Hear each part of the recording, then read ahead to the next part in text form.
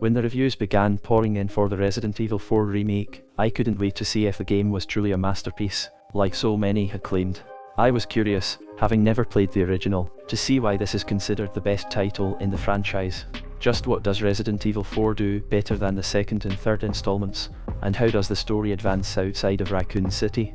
With the Chainsaw demo dropping a couple of weeks before launch, we were to taste a mere drop of content found in the full release. Because let me tell you, playing this remake is one hell of a ride. Before I begin, it has been announced in recent days that the Mercenaries mode will be making a return. This post-release update is a free DLC if you will, landing on April 7th. The Horde-style mode will see the player selecting a character of their choice to kill as many enemies as possible in a given time limit. If it is anything like the original mode, you are required to finish the story first. And most interesting, although not officially confirmed, a data miner has found reference to Ada Wong and the Separate Ways bonus content.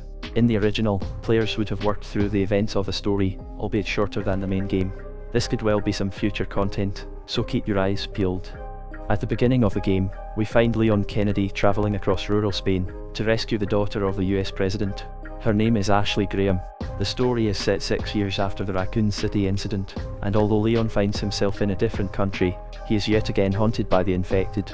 On this occasion, the Plaga infection is the basis of the evil we as players will face. Osman Sadler was the man responsible for using the Las Plagas for his own benefit, in order to gain international influence. Having established a large research complex, he was able to create a genetically engineered version of the virus, which was to see the consciousness of the host remain.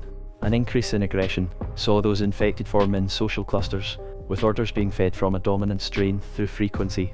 During its final stage of development, the organism can remove from the host completely, taking a spider-like form, although it will need to find a new host before long.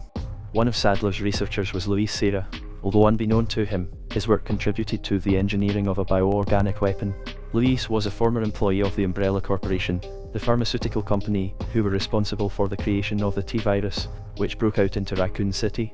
Once Serra became aware of the true purpose of his work, he betrayed Sadler by offering a dominant strain in all of his research to an anonymous organization in return for his safety. In the Resident Evil 4 remake, the interactions with Luis are refreshing and humorous. His demise also differs to the original release of the game. Fortunately for Leon and Ashley, Serra gave Kennedy a key to his laboratory, so the pair could eventually rid themselves of the parasite, thus awarding the former researcher hero status. We also see the return of Ada Wong, following the events of Resident Evil 2. The voice acting is noticeably different, although not detrimental to the overall narrative between characters. I did however prefer the original voice. As the user, we do not get the opportunity to play as Ada, yet, but we do get to control Ashley for a short period. This particular sequence is very engaging, as Ashley roams through the darkness, which is very relatable to the first of the remakes to run on the new Resident Evil engine. Gameplay between Leon and Ashley is perhaps the least enjoyable, although this is only being extremely critical. Her repetitive screaming, and her ability to become incapacitated with the slightest of knocks was a little frustrating, even on standard difficulty. But in the end we get our own back, when we are able to encase her inside a locker on a number of occasions. As a fan of the villain, in almost every video game and movie, I found the boss character designs in Resident Evil 4 to be extraordinary. From the first encounter with Father Mendez, who is very reminiscent of Mr. X from the second Resident Evil, to Krauser, who is even more terrifying in this remake. And of course Salazar, who was featured heavily in the game's trailers prior to release. Every cutscene displays amazing visuals, whilst the gameplay during each boss fight is completely different from the next. The mechanics of each fight are also pretty easy to learn, without having to struggle your way through. I am talking to you, Sekiro. The final boss fight with Sadler is perhaps the most thrilling, and has many a throwback to the battle with William Birkin. His send-off was nothing short of epic. Resident Evil 4 is absolutely crammed full of content, and by the sounds of things, we are to expect much more post-launch. The campaign is the longest of the 3 remakes, where I was able to complete the story in just under 13 hours. The next runs on hardcore and professional may take a little longer however. As we saw in the Chainsaw demo, the movement and combat system is now far more refined. The ability to jump down and off of platforms and buildings, as well as being able to melee your enemy adds a totally new dynamic. Combat now feels a lot more fluid and less clunky, especially when compared to that of the previous 2 titles. The level design in each chapter offers far more verticality too, with enemies often being perched up at high levels, or flying in from all directions. Aside from the main story and natural progression, there is plenty of additional content to keep the player busy. For me, the standout feature is the shooting range, where you're given a set sequence of targets to hit in a given time limit with a limited weapon choice. Trying to beat your previous grade in order to gain the maximum that can be awarded is truly addictive. The shooting range encounters are also a nice break from the story, and are evenly spaced throughout the chapters of the game. Not only is it enjoyable, but you can also be awarded with tokens. These can be inserted into a machine next to the elevator, which offer various charms that can benefit your playthrough to varying degrees. Requests can also be picked up throughout the course of the game, and these can earn you jewels, otherwise known as spinels, which can then be traded with the merchant for additional items. The merchant allows players to buy and upgrade weapons, as well as selling unwanted items for pesetas. This intuitive system is easy to navigate and also provides an opportunity to purchase resources, should the merchant have them in stock. This almost totally negates the drought of ammo, which can be experienced with regularity in Resident Evil 2 and 3. There were few instances where I was totally out of bullets for all of my weapons, thus confirming that the merchant is the true hero of the game. You can also repair your knife and body armor at each respective station for a cost. On the odd occasion, the merchant may have a new weapon for sale, and should you have enough money, you can purchase a single-shot rocket launcher. If you regret selling any weapon, you will have the opportunity to buy it back in the future.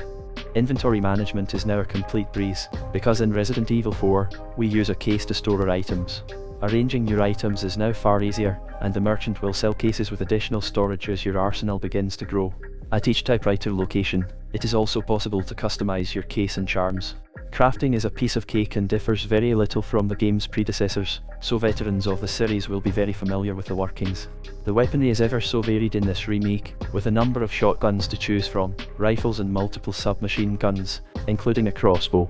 There are now so many different ways to eliminate an enemy, and you will naturally find which weapons best suit your playstyle.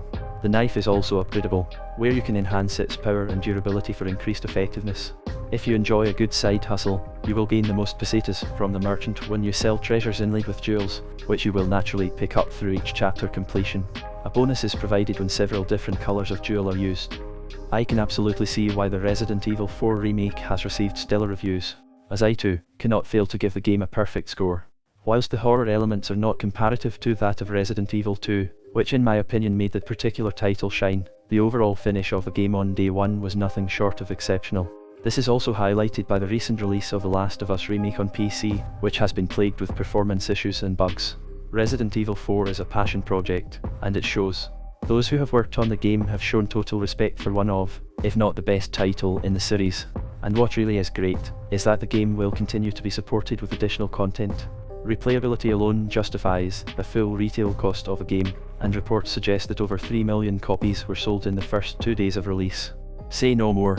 If that isn't enough, the end of the story provides a huge hint to Resident Evil 5 with the first appearance of Albert Wesker. I am more than confident that the successful release of Resident Evil 4 has already secured the launch of the next title, but hopefully we do not have to wait another 3 years for the next entry, whatever it may be. If you enjoyed the video, please give it a like, and if you didn't, give it a dislike. If you want to see more videos like this, consider clicking on the subscribe button, and drop a comment down below if you too have played the Resident Evil 4 remake.